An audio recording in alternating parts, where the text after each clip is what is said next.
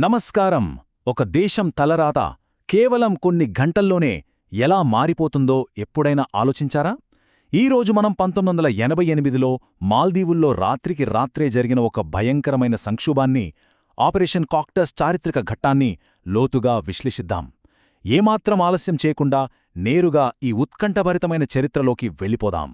November 3, 1988. ఎప్పుడో ఎంతో ప్రశాంతంగా ఉండే మాల్దీవుల తెల్లటి ఇసుక తిన్నెలు అకస్మాత్తుగా అర్ధరాత్రి తుపాకుల మూతతో ధద్దరిల్లాయి. ఎక్కడ్నించొచ్చారో ఏంటో భారీగా ఆయుధాలు ధరించిన కొంతమంది మిలిటెంట్లు ఆ ప్రశాంతమైన ద్వీప దేశంలోకి చొరబడిపోయారు.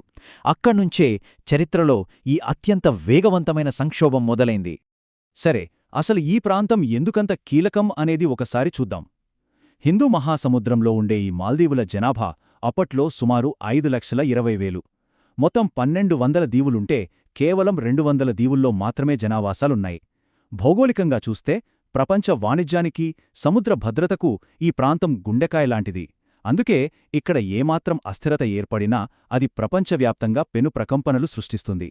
ఈ దేశానికున్న సుదీర్ఘ చరిత్రను గమనిస్తే క్రీస్తుపూర్వం 5వ శతాబ్దంలో బౌద్ధమతంతో మొదలై 1153 నాటికి ఇస్లాం వ్యాప్తితో ఒక కొత్త మలుపు తిరిగింది. ఆ తర్వాత 19వ శతాబ్దంలో బ్రిటిష్ పాలన, ఫైనల్గా 1965లో స్వాతంత్ర్యం, ఆపై 1968లో రిపబ్లిక్గా అవతరించడం, ఇదంతా ఒక సుదీర్ఘమైన చారిత్రక ప్రయాణం. అయితే ఈ 1988 సంక్షోభానికి దారితీసిన పరిస్థితులు చాలా ఆసక్తికరం. 1978లో మాజీ ప్రెసిడెంట్ ఇబ్రాహీం నాసిర్ దేశ ఖజానాలోని డబ్బుతో సింగపూర్కు పారిపోయినప్పటినుంచి అస్థిరత మొదలైంది. ఆ తర్వాత మమూన్ అబ్దుల్లా గయూం అధ్యక్షుడై పర్యాటక రంగాన్ని డెవలప్ చేశాడు. కానీ నాసిర్ మద్దతుదారులు ఊరుకోలేదు. 1980-83లో ప్రభుత్వ కూల్చివేతకు విఫలయత్నాలు చేశారు. ఆ పగతోనే 1988లో అబ్దుల్లా అలుతూఫీ అనే వ్యక్తి శ్రీలంకకు చెందిన ప్లాట్ మిలిటెంట్లతో చేతులు కలిపి ఈ భారీ కుట్రకు ప్లాన్ చేశాడు. ఇక్కడే విధి ఆడిన ఒక చిన్న నాటకం చూడొచ్చు. సరిగ్గా అదే రోజు ప్రెసిడెంట్ గయూం ఇండియా వెళ్లాల్సి ఉంది. కానీ అప్పటి భారత ప్రధాని రాజీవ్ గాంధీ బిజీగా ఉండటం వల్ల ఆ ట్రిప్ వాయిదా పడింది.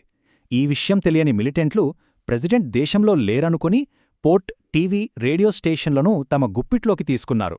కానీ అదృష్టవశాత్తు ప్రెసిడెంట్ అప్పటికే ఒక సేఫ్ హౌస్లో దాక్కున్నారు. ఆ చిన్న షెడ్యూల్ మార్పే ఆయన ప్రాణాలను నిలబెట్టింది అనడంలో ఎలాంటి సందేహం లేదు. అసలు ఈ చారిత్రక విశ్లేషణలో అత్యంత ఆసక్తికరమైన విషయం ఏంటంటే, మాల్దీవులు పంపిన SOSకు ప్రపంచ దేశాల రెస్పాన్స్. అమెరికా ఏమో తమ బేస్ అక్కడికి 2-3 రోజులు దూరంలో ఉందని చెప్పింది.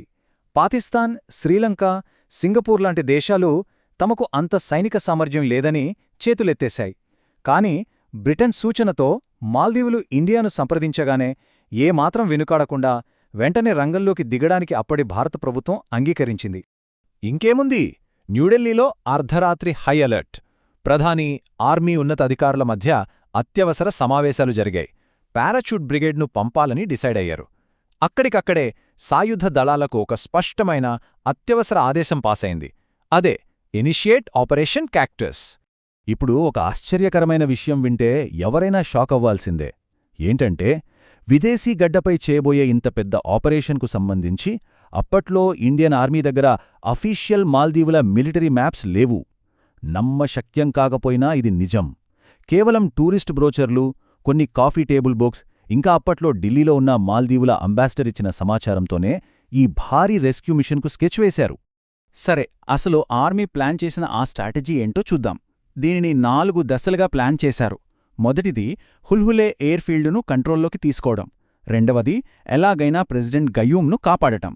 మూడవది దళాలన్నీ తిరిగి హుల్హులే వద్దకు చేరుకోవడం. ఇక ఫైనల్గా దేశానికి పూర్తిస్థాయిలో జాతీయ భద్రత కల్పించడం. టైమసల్ లేదు. ప్రతి క్షణం చాలా విలువైంది. వెంటనే ఆగ్రా నుంచి ఇల్యూషన్ 76 అనే ఒక భారీ ఎయిర్క్రాఫ్ట్ టేకాఫ్ అయింది.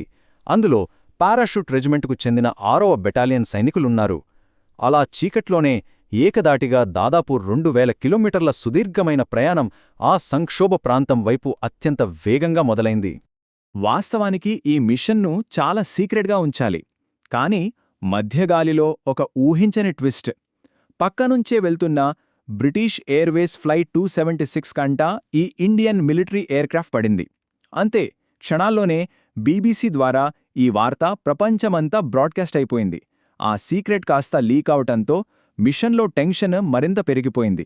మిషన్ సీక్రెట్ లీక్ అయినా సరే భారత పారాట్రూపర్లు వ్యూహాత్మకంగా హుల్హులే ద్వీపంలో చాలా సేఫ్గా ల్యాండ్ అయ్యారు. ఇక్కడ అతి పెద్ద రిలీఫ్ ఏంటంటే మిలిటెంట్లు ఆ ఎయిర్ఫీల్డ్ను తమ ఆధీనంలోకి తెచ్చుకోవడంలో ఫెయిల్ అయ్యారు. ఆ మిస్టేక్ మన సైనికులకు బాగా కలిసొచ్చింది. అలా అనుకున్న ప్లాన్ ప్రకారం ఫేజ్ 1 సక్సెస్ఫుల్గా కంప్లీట్ అయింది. ఇక ఇప్పుడు మాలే నగరంలో అసలు పోరాటం మొదలైంది. పారాట్రూపర్లు పడవల్లో రాజధానిలోకి ఎంటర్ అయ్యారు. వీధి వీధినా భీకరమైన గన్ ఫైరింగ్. ఒకవైపు మిలిటెంట్ల దాడులను తిప్పుకొడుతూనే బ్లాక్ బై బ్లాక్ సిటీని తమ కంట్రోల్లోకి తీసుకుంటూ సైనికులు ముందుకు దూసుకెళ్లారు. చిట్ట చివరికి అత్యంత చాకచక్యంగా ప్రెసిడెంట్ను ప్రాణాలతో సురక్షితంగా కాపాడారు. అయితే కథ ఇక్కడితో అయిపోలేదు. ఇప్పుడు సీన్ సముద్రం మీదికి మారింది. భారత బలగాల ధాటికి తట్టుకోలేక ఆ మిలిటెంట్ లీడర్ లుతూఫీ ఒక టూరిస్ట్ స్పీడ్ బోట్ను హైజాక్ చేశాడు. మాల్దీవుల విద్యాశాఖ మంత్రిని, మరికొందరిని బందీలుగా పట్టుకుని శ్రీలంక వైపు పారిపోవడానికి ట్రై చేశాడు. ఇది ఒక హై వోల్టేజ్ బందీల సంక్షోభంగా మారింది. ఇది అచ్చం సినిమాల్లో లాంటి హై స్పీడ్ చేజ్. మిలిటెంట్లు స్పీడ్ బోట్లో పారిపోతుంటే సైనికులు ఫైరింగ్ చేశారు. ఆ బోట్ డ్యామేజ్ అయినా సరే వాళ్లు ఆగకుండా వెళ్తున్నారు. అప్పుడే ఇండియన్ నేవీకి చెందిన ఐఎన్ఎస్ గోదావరి, ఐఎన్ఎస్ బేత్వా రంగంలోకి దిగాయి. నడి సముద్రంలో వాళ్లను ఇంటర్సెప్ట్ చేసి చుట్టుముట్టాయి. ఫైనల్గా లుతూఫీ పట్టుబడ్డాడు. మంత్రిగారు కూడా సేఫ్గా రెస్క్యూ అయ్యారు.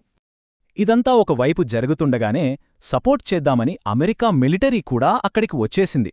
కాని అప్పటికే జరగాల్సిన ఆపరేషన్ మొత్తం పూర్తయిపోయి సిచ్యువేషన్ పూర్తిగా కంట్రోల్లోకి వచ్చేసింది. భారత సైన్యం పరిస్థితిని అదుపులోకి తెచ్చేసిందని, తమకు ఇక ఎవరి సహాయం అవసరం లేదని మాల్దీవుల అధికారులు చెప్పేయడంతో యుఎస్ మిలిటరీ వచ్చిందారినే వెనక్కి తిరిగి వెళ్ళిపోవాల్సి వచ్చింది. జస్ట్ 18 గంటలు. వినడానికి ఆశ్చర్యంగా ఉన్నా ఇది అక్షర సత్యం. దళాలు విమానంలో బయల్దేరిన క్షణం నుంచి ఆపరేషన్ను కంప్లీట్ చేసి ఆ దేశ భద్రతను తిరిగి పూర్తిస్థాయిలో నెలకొల్పడానికి పట్టిన సమయం కేవలం 18 గంటలు మాత్రమే. ఈ మొత్తం ఆపరేషన్ సక్సెస్ గ్లోబల్ పాలిటిక్స్లో ఎలాంటి ఇంపాక్ట్ క్రియేట్ చేసిందో ఇక్కడ మనకు స్పష్టంగా అర్థమవుతోంది. అప్పటి America president Ronald Reagan India యాక్షన్ను మెచ్చుకుంటే బ్రిటన్ ప్రధాని మార్గరెట్ థాచర్ ఏకంగా థ్యాంక్ గాడ్ ఫర్ ఇండియా అని ప్రశంసించారు. అయితే ఆసక్తికరంగా శ్రీలంక లాంటి కొన్ని దేశాలు మాత్రం విమర్శించాయి. ఏది ఏమైనా ఈ భిన్నమైన స్పందనల మధ్య ఈ ఒక్క సంఘటన ప్రపంచ దేశాల దృష్టిని మాత్రం ఖచ్చితంగా ఆకర్షించింది. సో ఫైనల్గా ఈ చారిత్రక విశ్లేషణ మన ముందుంచే ఒక బలమైన ప్రశ్న ఏమిటంటే, ఒక దేశ భద్రత, స్థిరత్వం ప్రమాదంలో పడినప్పుడు రాత్రికి రాత్రే ఈ ప్రాంతీయ అధికార సమీకరణాలు ఎంత వేగంగా మారిపోతాయి. కేవలం కొన్ని టూరిస్ట్ మ్యాప్లతో మొదలై అత్యంత సక్సెస్ఫుల్ మిలిటరీ ఆపరేషన్గా ముగిసిన ఈ ఘటం భౌగోళిక రాజకీయాల స్పీడ్ను కళ్లకడుతుంది గదూ. ఈ చరిత్రను ఇంకా లోతుగా అధ్యయనం చేయాలనే ఆసక్తిని ఇది ఖచ్చితంగా పెంచుతుంది. మళ్లీ మరో ఆసక్తికరమైన విశ్లేషణతో కలుద్దాం.